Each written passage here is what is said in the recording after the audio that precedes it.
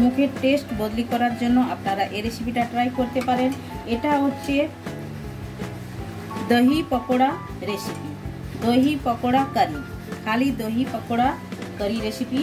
আর এটা খেতে দুর্দান্ত স্বাদের হয়ে থাকে। এটা হচ্ছে কারি, আমি আপনাদের সঙ্গে সলভ করে দেখাচ্ছি। এটা কারি আর এর সঙ্গে পকোড়া আছে। পকোড়াটা এভাবেই উপর থেকে দিয়ে খাওয়া যায়, এভাবেই করে দিয়ে খাওয়া যায় পকোড়া। তো কেমনভাবে আমি বানিয়েছি দহি পকোড়া কারি পুরো ভিডিওতে দেখে নিন। Hello everyone, welcome to my channel কি রান্না করিতে আপনাদের সবাইকে স্বাগত। আশা করি আপনারা সকলে ভালোই আছেন। আমি আজ নতুন একটা রেসিপি আপনাদের সঙ্গে শেয়ার করব, যেটা হচ্ছে খেতে খুবই টেস্টি আর বানানো একদম ইজি। এটা একদম নতুন রেসিপি, আর যাদের মুখের স্বাদ একটু বদলাতে চান তো এই রেসিপিটা ট্রাই করতে পারেন। এটা খেতে খুবই টেস্টি হয়ে থাকে। তো আমি আজ বানাবো দই পকোড়া কারি। তো দই পকোড়া কারি বানানোর জন্য দুটো আমি আলু নিয়েছি, আলুটা আমি ছাড়িয়ে নিয়েছি। এখন আমি আলুটা গ্রেট করে নেব। তো এরকম গ্রেটার তো সবাইয়ের কাছে থাকে। আপনারা এই যে মিডিয়াম যে গ্রেটার, ছোট যে গ্রেটার, একদম ছোটোতে করবেন না। এগুলো দেখুন একদম ছোট ছোট আছে, এগুলোতে করবেন না। একটা যে মিডিয়াম সাইজের আছে ওইটা থেকে গ্রেট করে নেব আলুটা। আর আলুটা প্রথমে একই দিকে এভাবে করে গ্রেট করতে হবে, এইভাবে করে। তাহলে চলুন আলুটা আমি প্রথমে গ্রেট করে নিই, তারপরে আমি দেখাবো আপনাদেরকে এটাতে কি কি লাগছে আর কেমনভাবে বানাতে হয়। পুরো ভিডিওটা আপনারা দেখতে থাকুন। এটা একটি নতুন রেসিপি আর খেতে একদম টেস্টি হয়ে থাকে। তাহলে চলুন প্রথমে আমি আলুগুলো গ্রেট করে নিয়ে নিই। দেখুন এভাবে একদম পাতলা পাতলা হবে, এভাবেই করে নেব। তো দেখুন দুটো আলু গ্রেট করে নিয়ে নিয়েছি, আর এভাবেই গ্রেট করে নিতে হবে। এখন আলুটাতে একদম স্টার্চ আছে, এটা ভালো করে 3টা থেকে 4টা জল দিয়ে ভালো করে ধুয়ে নিতে হবে। 4-5টা জল থেকে ধুতে হবে। তো তাহলে চলুন এটা আমি প্রথমে ধুয়ে নিয়ে আসি। দেখুন ভালো করে একদম পরিষ্কার করে ধুয়ে নিয়েছি, এটাতে একদম স্টার্চ নেই। এখন ভালো করে এভাবে জল নিগড়িয়ে একটা আলাদা বাসনের মধ্যে আমি ট্রান্সফার করে নেব। এই বাসনের মধ্যে আমি ট্রান্সফার করব। একদম ভালো করে জলটা এভাবে নিচড়ে নিতে হবে। তাহলে চলুন সব জলটা ভালো করে নিচড়ে নিয়ে নেই প্রথমে। তো আলুটা ভালো করে কুচিয়ে নিয়ে নিয়েছি, ধুয়ে পরিষ্কার করে জল ঝরিয়ে নিয়ে নিয়েছি। এখন এটাতে দেব কুচনো পেঁয়াজ। আমি দুটো পেঁয়াজকে এভাবে লম্বা করে কেটে নিয়েছি, যে দেখুন এভাবে পেঁয়াজটা দিলাম। আর দেব আমি কাঁচা লঙ্কা কুচনো দিলাম। আর এটাতে দেব ধনেপাতা কুচনো। আপনারা আপনাদের হিসাবে এটা দিতে পারেন। আর এটাতে দেব বেসন আমি 3 থেকে 4 টেবিল স্পুনের মতো দিলাম। আপনারা আপনাদের হিসাবে দিবে। আর এটাতে কোনো জল লাগবে না, একদম বিনা জলেই এটা মাখিয়ে নিতে হবে। আর এখন আমি দেব এটাতে এই চালের গুঁড়ি, আমি 2 টেবিল স্পুন দেব, 2 চামচ দিলাম। আর এটাতে যাবে লবণ। এখন আমি দেব 1/2 টেবিল স্পুন হলুদ গুঁড়ো, আর দেব 1/2 টেবিল স্পুন লাল লঙ্কার গুঁড়ো, 1/2 টেবিল স্পুন ধনের গুঁড়ি দিলাম, আর 1/2 টেবিল স্পুন গরম মশলা দিলাম। এখন দেব স্বাদ মতো লবণ দিলাম। দিয়ে এখন হাতের সাহায্যে ভালোভাবে মেখে নেব। এখন পর্যন্ত আমি কোনো জল অ্যাড করি না, দরকার হলে দেবো, না যদি দরকার হয় জল দেওয়ার কোনো প্রয়োজন নেই। ভালোভাবে এটা মেখে নেবো প্রথম। আর এটাতে দেবো থেতো করা রসুন আমি দিলাম।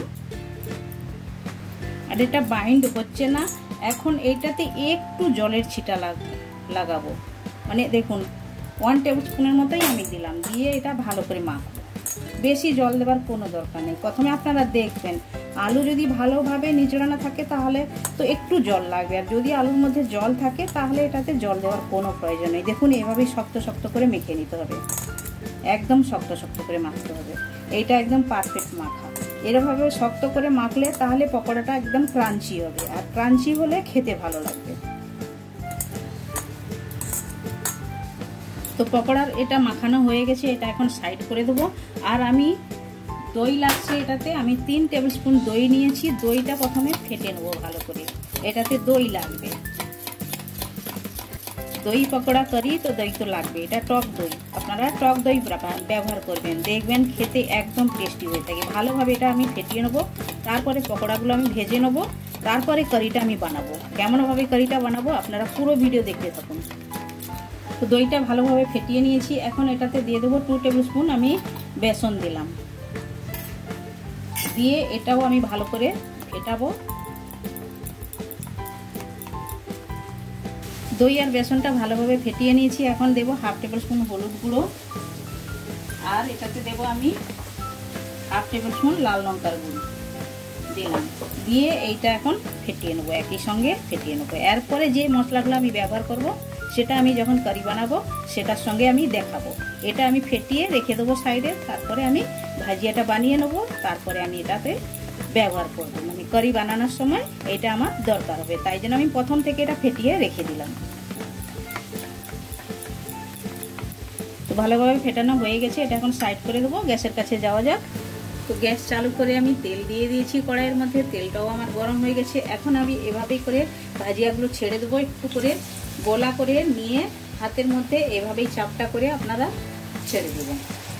তাহলে এভাবেই করলে এটা একদম ক্রাঞ্চি হবে। দেখুন এভাবেই করে। আর আপনারা চ্যানেলে আসুন, চ্যানেলে অনেক রকমের রেসিপি আছে, আপনারা দেখুন, আশা করি আপনাদের ভালো লাগবে।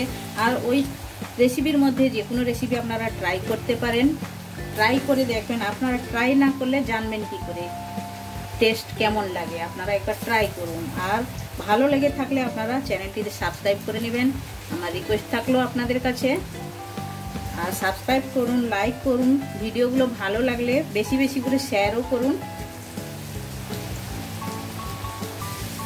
তো দেখুন পকোড়াগুলো উল্টো পাল্টা করে ভালো করে আমি ভেজে নিয়েছি। দেখুন লাল লাল করে এভাবেই করে ভেজে নিতে হবে পকোড়াগুলো, আর একদম ক্রাঞ্চি হয়েছে, একদম ক্রাঞ্চি হয়েছে। তো দেখুন এভাবেই তাহলে সবগুলো ভেজে নেওয়া যাক। ভেজে নিয়ে তারপরে আমি ফিরে আসছি। তো পকোড়াগুলো ফ্রাই হয়ে গেছে, ওটা আমি সাইড করে রেখে দিয়েছি। এখন আমি কারিটা বানানোর জন্য একটা কড়াই বসিয়ে দিয়েছি, আর কড়াইয়ের মধ্যে তেলও দিয়ে দিয়েছি। তেলটাও আমার গরম হয়ে গেছে। এখন আমি দিয়ে দেবো 2 শুকনো লঙ্কা, আর দেব জিরে আর রাই ফোড়ন। একটু ভালো করে তড়তড় আওয়াজ আসবে, তারপরে দেবো রসুন কুচনো, আর দেবো কারি পাতা দিয়ে একটু ভালো করে নাড়াচাড়া করে নেবো। খুশবু আসা পর্যন্ত ভেজে নিতে হবে ভালো করে।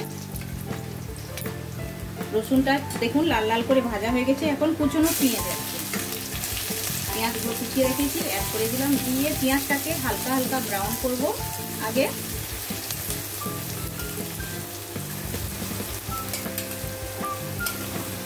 এখন আমি অ্যাড করে দেবো কুচনো কাঁচা লঙ্কা কুচিয়ে রেখেছি, অ্যাড করে দিলাম।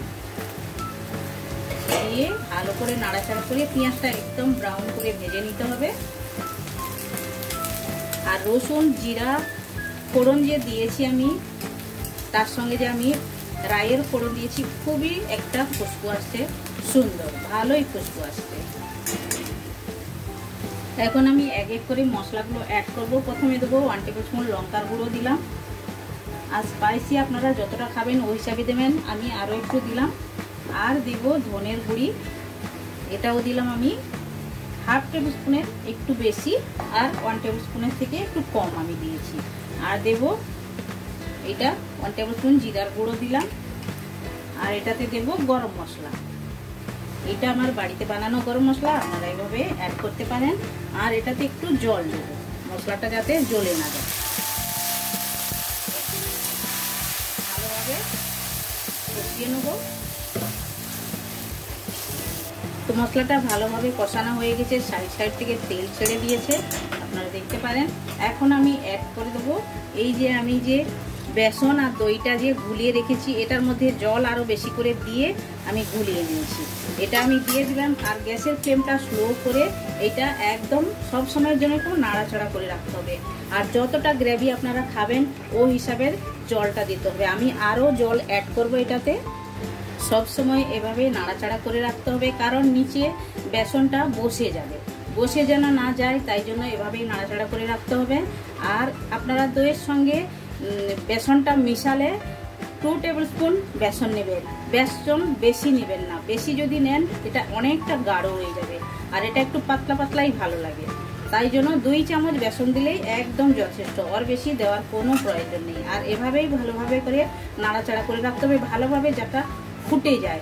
যত সময় না ফুটে তত সময় পর্যন্ত এভাবেই নাড়াচাড়া করে রাখতে হবে, তাহলে নিচে বসে যাবে না। তো দেখুন ফুটতে আরম্ভ হয়ে গেছে, এভাবেই করে নাড়াচাড়া করতে হবে। এই যে দেখুন, এভাবেই করে ভালো করে ফুটিয়ে নিতে হবে, কারণ বেসনটা আছে, দই আছে, ভালো করে ফুটাতে হবে। এখন আমি এটাতে অ্যাড করে দেবো লবণ। লবণ আমি এই মাত্র অ্যাড করলাম, এত সময় আমি লবণ অ্যাড করছিলাম না। আর এভাবেই নাড়াচাড়া করে রাখতে হবে। আর এইটা একটু খেতে টক টক লাগবে, যেমন আমরা মাছের টক বানিয়ে থাকি কিংবা নিরাম টক বানিয়ে থাকি, ওভাবেই এটা টেস্ট লাগবে, খুবই ভালো, একটু টক টক লাগবে। আর আপনারা যদি টক মিষ্টি খেতে চান তাহলে একটু চিনি অ্যাড করতে পারেন। আমি অ্যাড করলাম না, কারণ আমার একদম পারফেক্ট টকটা ভালোই আছে, এর বেশি আমি চিনি দেব না। এখন আমি দিয়ে দিলাম ধনেপাতা। এটা একদম রেডি হয়ে গেছে দেখুন। এখন আমি প্লেটিং করে আপনাদেরকে দেখাবো। আর ভালোভাবে দেখুন গাঢ় হয়ে গেছে, কতটাই গাঢ় হয়ে গেছে, এরপরে আরও বসে যাবে। দই পকোড়া কারিটা আমার একদম রেডি হয়ে গেছে, দেখতে যতটাই সুন্দর, খেতে অতটাই টেস্টি। আর এটা আগে থেকেই পকোড়াগুলো দিয়ে রাখবেন না, যখন আপনারা খাবেন ওই সময়ে এভাবেই করে পকোড়াটা উপর থেকে দিয়ে দিবেন, দিয়ে খাবেন, দেখবেন খেতে খুবই টেস্টি লাগবে। কারণ পকোড়াটাও একটু ক্রাঞ্চি লাগবে, তারপরে এটা একটু টক টক লাগবে, খেতে একদম টেস্টি হয়ে থাকে। আপনারা এটা ট্রাই করতে পারেন। তাহলে এই রেসিপিটা আপনারা বানিয়ে একবার খান। কমেন্ট সেকশনে গিয়ে কমেন্ট করে আমায় বলুন আপনাদের এই রেসিপিটা কেমন লেগেছে। ভালো লেগে থাকলে লাইক শেয়ার কমেন্ট করবেন। আর যারা এখনো পর্যন্ত চ্যানেলটি সাবস্ক্রাইব করেননি, প্লিজ চ্যানেলটি সাবস্ক্রাইব করে নেবেন। সাইডে বেল আইকন অবশ্যই প্রেস করবেন, তাহলে নিত্য নতুন রেসিপি আপনারা সঙ্গে সঙ্গে দেখতে পাবেন। আবার দেখা আছে নতুন কোনো রেসিপির সঙ্গে। সবাই ভালো থাকবেন, সুস্থ থাকবেন।